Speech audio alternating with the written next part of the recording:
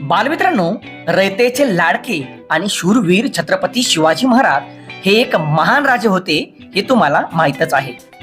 पण तुम्हाला माहितीये का, एकदा एका भयंकर संकटाने त्यांना गाठले.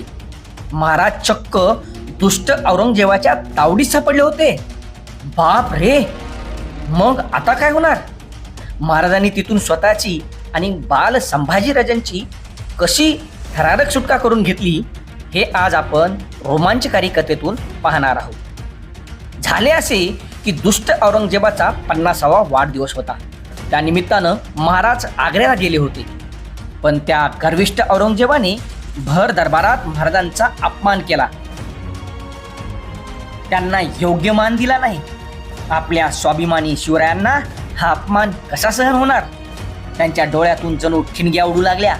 महाराजांनी निडरपणे या अन्यायाविरुद्ध थेट आवाज उठवला. हे पाहून औरंगजेब रागाने लालबुंद झाला आणि त्याने संतापून महाराजांना, मावळ्यांना आणि चिमुकल्या बाल संभाजीराजांना आग्र्याच्या कोठडीत नजरकैदेत टाकले. बाहेर भयंकर कडेकोट पहारा, हातातल्या तलवारी उपसून मोगल सैनिक खडा पहारा देत होते. आता या चक्रव्यूहातून कसे बाहेर पडायचे? महाराज रात्रंदिवस विचार करत होते.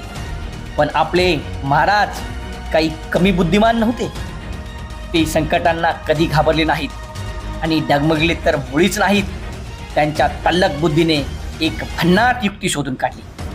आजारी पडल्याचे नाटक करून त्यांनी आजूबाजूच्या गरिबांना आणि मोगल सैनिकांना रोज गोड गोड मिठाई आणि फळे वाटण्याची परवानगी मागितली. आणि इथूनच सुरू झाला खरा थरार. महाराजांनी चक्क भल्या मोठ्या मिठाईच्या पेटाऱ्यामध्ये लपून बाहेर पडण्याची धाडसी योजना आखली. त्यांच्या जीवाभावाच्या विश्वासू मावळ्यांनी बांबूचे मोठे पेटारे आणले. मोगलांच्या डोळ्यात फूल फेकण्यासाठी पुढच्या काही पेटाऱ्यामध्ये खरोखरेच फळं आणि मिठाई ठेवण्यात आली. आणि सर्वात मागच्या एका पेटाऱ्यात शूर शिवाजी महाराज आणि दुसऱ्या पेटाऱ्यात चिमुकले संभाजीराजा श्वास रोखून बसले. पहारीकरांनी पुढच्या पेटाऱ्यांची तपासणी केली, पण त्यांना फक्त मिठाई दिसली. त्यांचा पूर्ण गोंधळ उडाला. आणि काय आश्चर्य, अचाट बुद्धिमत्तेच्या जोरावर मृत्यूच्या जबड्यातून आपले छत्रपती शिवाजी महाराज आणि बाल संभाजीराजे सुखरूप बाहेर पडले. बाहेर येताच त्यांनी तातडीने वेषांतर केले आणि वाऱ्याच्या वेगानं वेगवेगळ्या मार्गानं आपल्या प्राणप्रिय स्वराज्याकडे झेप घेतली. तेव्हा मोगल सैन्याला ही बातमी कळाली. तेव्हा समजले की आपली फसवणूक झाली आहे. आणि तेव्हा खूप उशीर झाला होता. दुष्ट औरंगजेब हात चोळत बसला, कारण वाघ आता पिंजऱ्यातून निसटला होता. मित्रांनो, छत्रपती शिवाजी महाराजांची ही अंगावर काठा आणणारी कथा आपल्याला एक खूप मोठी शिकवण देते.